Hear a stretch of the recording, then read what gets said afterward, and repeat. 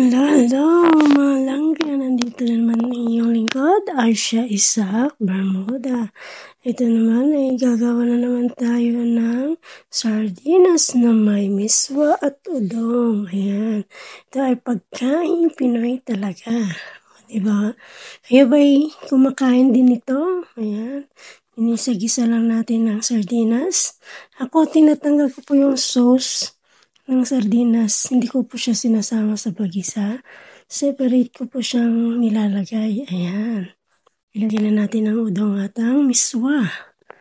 At ang kasunod naman yan na ilalagay natin ay ang sauce niya.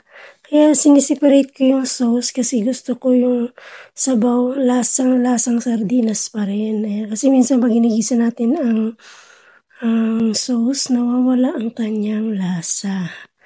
Ayan na, mikas-mikas lang. Malapit na siyang maluto, guys.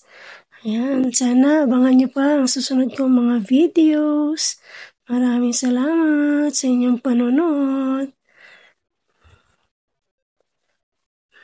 Ayan na ang ating finished product.